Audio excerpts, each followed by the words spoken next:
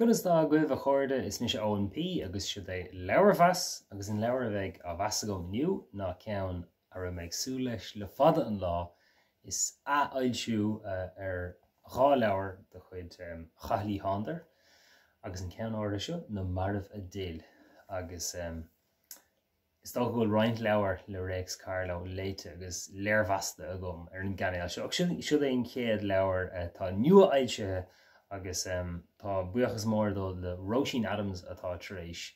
Go leor taide dhéanamh sa réimse seo agus go leor leor ibre chuirsteach is go mór a céad bliain ó rugach Cathal ó Sándair agus go deimhní sí hain a rinne an agurthóireacht ar na leabhar seo le cinnte go méadis ré don chló agus le fearne tá breinn siad go híomhann ar fad. Agus ní hamháin sin ach tá an teacs inis sa chló nua atá go háling ar fad. Léas agus phléas roinnt den leabhar seo hana agus bhís ar bís an leabhar seo áil agus dá rire bhí sé roinntháin níos fearr ná mar na bhí me sú leis. Tá scéal an ar raibs. Bugann sé raig ar luas lasrach tarlíonn rudí dochreite aisteach go crackáilte ann. Tá rudí áireann seo san siúd atá beag an in seannachaite ach tríd is tríd tá scéal armh spéisiúil agus an chorthach rup scéal atá de fáistí agus tuigim níos céan fágar ah tóir go mór ar. Tá an dara leabhar an Tetlan de eice sa tre chéanna agus sé an dara leabhar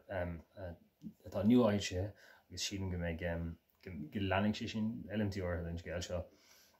ach tá sé an tainebh ar fad. Chuir sin is ar méid orthe a bhéad den iction óliachta a bhí gceist leis an scéal seo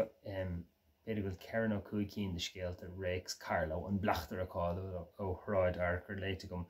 ach siad éon chéad ceann ina raibh annach chuid den iction óliachta an hain sé go mórlam. Tá daoine olcha an tá marú rud nach míon i leabhar de fáistí a hiile áire tá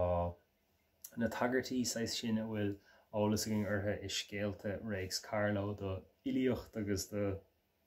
thugus na bheige rudí spéisiúil le tóir leháin freisin díreach agus an stáit bunathe agus an stáit sa géirí é féin a hiiscint tá náisiúnachas an láidir sa leabhar ach sin rud is ábhachtí faoin ar seo ná go sé ardamh tainebh é léamh. Annach aird beidir céad leanachán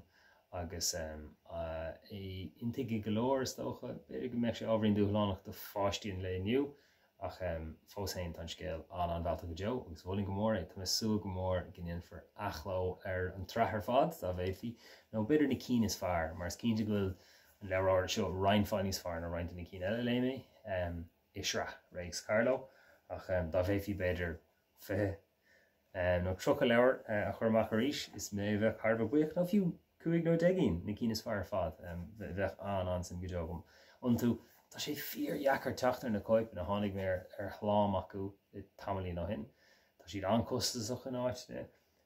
tá an seannach lehaint mar sin tá sé roinnt fan níos deachrí le léamh agus dúrch bheith agla ort go scrisfá na coipanna dá deoch fáirtha mar sin. Mar sin tá mé fíor hásta go siad glóiréis agus mollam an gúm agus Roisin Adams go háire as chinnú ghfuil sé in mách leach gom níis. Sin é na Mairbh a Dil agus cad é mar hedal agus tá roinnt mete iction ag tórú sa leabhar aber tagríonn Réics Carló na Mairbh a Dil ó nar bhrá é sin mar anam nó nach spéisiúil mar anam agus cúpla uair luann siú dí nás ó